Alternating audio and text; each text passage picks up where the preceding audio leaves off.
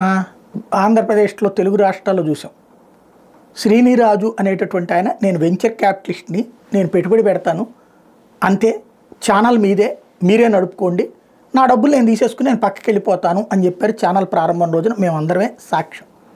Venture capitalist అంటే పెట్టుబడి ఇస్తారు.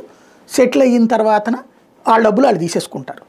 అలాగా వచ్చినటువంటి శ్రీనిరాజు గారు ఆ తర్వాతన వచ్చేటప్పటికి ఛానల్ సక్సెస్ అయ్యి విస్తరించి ఓ పెద్ద నెట్వర్క్ అయ్యాక చివరికి అది వదులుకోవడానికి సిద్ధం కాక దాంట్లో రవిప్రకాష్కి అప్పచెప్పడం ఇష్టం లేక అతనికి వాటాని లిమిట్ చేసి 9% వాటాతో కూర్చోబెట్టారు. ఆ తర్వాతన ఛానల్ని వేరే వాళ్ళకి అమ్మేశారు. సరే అందులో రవిప్రకాష్ మీద కోపంతో ఆగ్రహించి ఉండొచ్చును, చాలామంది విమర్శించి ఉండొచ్చు. కానీ ఒరిజినల్గా ఆ రోజున మా అందరి సమక్షంలో చెప్పింది వెంచర్ క్యాపిటలిస్ట్ని మాత్రమే. ఇందులో మీరందరే పార్ట్నర్సు, యజమాని రవిప్రకాష్ అవుతాడు. నేను కేవలం పెట్టుబడి పెట్టాను, నా డబ్బులు నేను తీసుకుని వెళ్ళిపోతాను.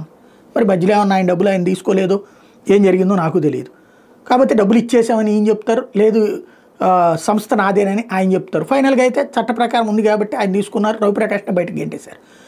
మరి ఇదే పరిస్థితి ట్విట్టర్కి వచ్చింది. ట్విట్టర్ని ఒకళ్ళు తయారు చేశారు, ప్రమోట్ చేశారు, పైకి తీసుకెళ్లారు. ట్విట్టర్ని కొనేసేసి ఇప్పుడు ఎక్స్గా మార్చుకున్నాడు ఎలన్ మస్క్.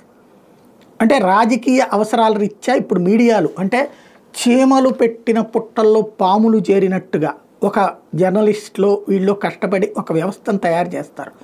ఒక స్టేజ్కి వచ్చిన తర్వాతన పెద్దవాళ్ళు ఎవరైతే ఈ ఇన్ఫ్లుయెన్స్ వల్ల దెబ్బతింటారో వాళ్ళు దీన్ని కొనేసి వాళ్ళకి అనుకూలంగా చేసుకుంటారు. దానికి సాక్ష్యం ట్రంప్కి అనుకూలంగా అతను మారి వ్యవస్థ నడిపాడు. ఇప్పుడు ఫేస్బుక్ అదే పరిస్థితి కాబోతుంది.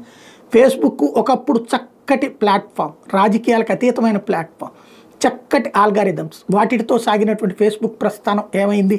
క్రిందసారి బైడెన్కి సపోర్ట్, అట్లాగే మన రాష్ట్రాలు మన దేశాల్లో కూడా ఏదో ఒక నెట్వర్క్కి సపోర్ట్ అన్నటువంటి దాంట్లో ఒకళ్ళని తీసేయడం, ఒకళ్ళని పెట్టేయడం ఇట్లాంటివి సాగుతూ వచ్చింది. దీని ఫలితం ఫేస్బుక్ విశ్వసనీయత తగ్గిపోతూ వచ్చింది. జుకర్బర్గ్ మీదన క్రిందసారి ఏకంగా ట్రంప్ అకౌంట్స్నే సీజ్ చేసేయడం, క్లోజ్ చేసేయడం అకౌంట్ని. ఎందుకయ్యా అంటే తను నిబంధనలు పాటించలేదు, కమ్యూనిటీ స్టాండర్డ్స్ అని. కమ్యూనిటీ స్టాండర్డ్స్ నువ్వు తయారు చేసిన దానికి ఫాలో అవ్వట్లేదంటే అది. ఇప్పుడు ట్రంప్ అధికారంలోకి వచ్చాడు కదా, 20వ తారీఖు ఛార్జ్ తీసుకోబోతున్నాడు కదా, ఎవరు అడిగితే చూద్దాం ఏం చేస్తాడో చూద్దాం అంటే ఇప్పుడు ఈ టైంలో అర్జెంటుగా అమ్మేసుకోరా అని పరోక్షంగా చెప్పడం, లేకపోతే ఆ తర్వాత ఆట ఆడతానని చెప్పడం.